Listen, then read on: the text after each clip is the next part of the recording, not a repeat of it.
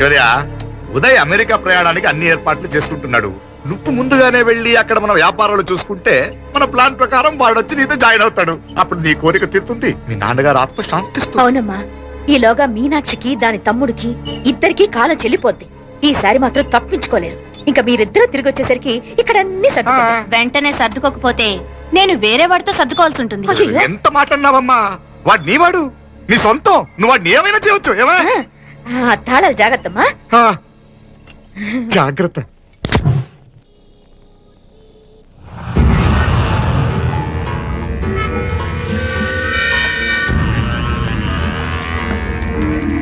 మీనాక్షి, అత్తయ్య గారు, మంది నూరాలి.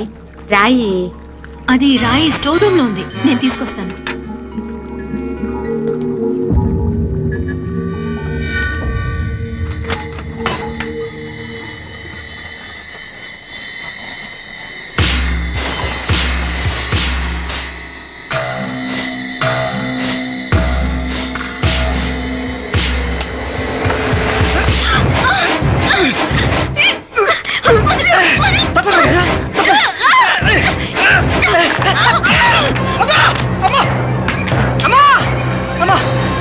ఏం జరిగిందిరా? ఘోరం జరిగిపోయిందమ్మా. ఏం జరిగిందిరా? ఆ బుగ్గ మీద కుంకుమేంట్రా? ఘోరం జరిగిపోయిందమ్మా.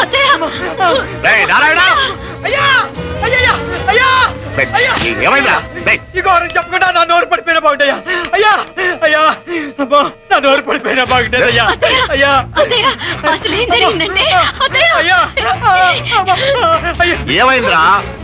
ఏమైంది చెప్పు. అయ్యా అయ్యా, కోళ్ళమ్మ గారు నా మీద మనసు అయిందని నన్ను కోరిక తెచ్చుకొని బలవంతంగా అయ్యా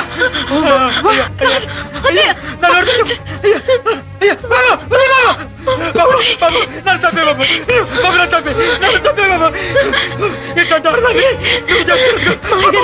బాబు నాకు మీనాక్షి, టెన్షన్ పడదు. నెమ్మదిగా చెప్పు. తమ్ముడు, ఏంటయ్యా ఈ భాగవతం? ఒక్క నిమిషం అత్తయ్య. మీనాక్షి ఆ స్టోర్ రూమ్ కి తనంతటి తను వెళ్ళిందా? ఎవరన్నా పంపారు? నేనే పంపాను. ఎందుకు? మందు నూరాలని రాయి కోసం పంపినాను. అంటే మీరు పంపితేనే వెళ్ళిన తప్ప తనంతటి తను వెళ్ళలేదు కదా. వంట చేస్తున్న తనకు ఆ డ్రైవర్ స్టోర్ రూమ్ లో ఉంటాడని తెలియదు కదా. ఏరా, మా అక్క నీ మీద మోసపడింది అంతే కదా? మొహం దగ్గర పచ్చడైంది. అదే అదే తప్పమ్మ గారిని బయటికి పరిగెత్తుంటే రాయితో కొట్టింది బాబు. రాయితో కొడితే వెనకాలగా తగలాలి. మొహం ఎందుకు పగిలింది? అసలు నువ్వు ఎందుకున్నావు రూమ్ లో? అది కార్ టూల్ కిట్ కోసం రూమ్ లోకి వెళ్ళానండి. టూల్ కిట్ అది కార్లో ఉండాలి కదా, రూమ్ లో ఎందుకుంది? కారులో పోయిందండి, స్పేర్ ఉందని. ఉందా లేదా? టూల్ కిట్ ఉందా లేదా? లేదండి. చూద్దాం పద.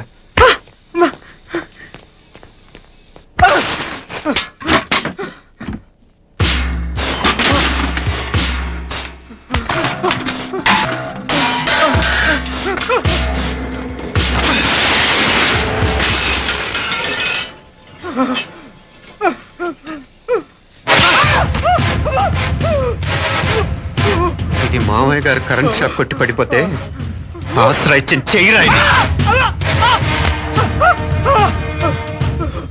ఇది అత్తయ్య గారు లిఫ్ట్ లో పడి చచ్చిపోతే ప్రాణాలు తెగించి కాపాడి చెయ్యరా ఇది. దంపతులంట భార్యాభర్తలు ఉప్పు తింటూ వాళ్ళ కోడలు అల్లరి చేస్తారా? చెప్పరా చెప్పు.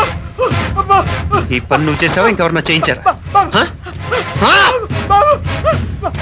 నువ్వు ఆగు.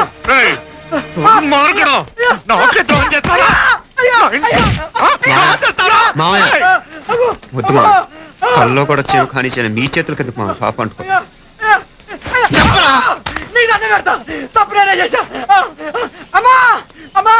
క్షమించండి అయ్యా.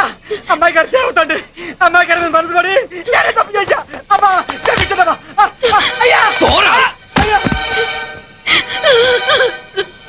మామయ్య వెంటనే వీడిని పనులోంచి తీసేయండి, లేకపోతే నేను ప్రాణాలు తీసేస్తాను. మళ్ళీ కనిపించావు నా చేతిలోనే చేస్తావు.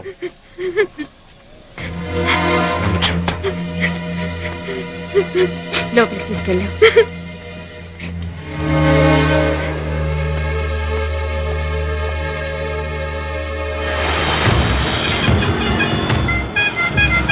జరుగుతున్న సంఘటనలన్నీ అనుమానంగానే ఉన్నాయి. వాడెవడో పదే పదే నన్నే ఎందుకు చంపాలనుకుంటున్నాడు?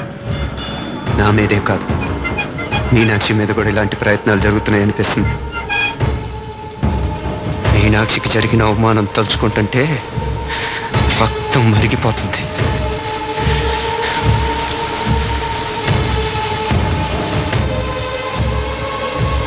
వాళ్ళని చూస్తుంటే నిజంగా నువ్వు అన్నట్టు దేవుళ్ళ కనిపిస్తున్నారు. వరుసగా ఇలాంటి ఇన్సిడెంట్ జరగడం కొంచెం అనుమానంగా ఉంది. అలాగే ఈ టైంలో ఉదయం అమెరికాకు బయలుదేరటం అప్పుడే అనుకున్నా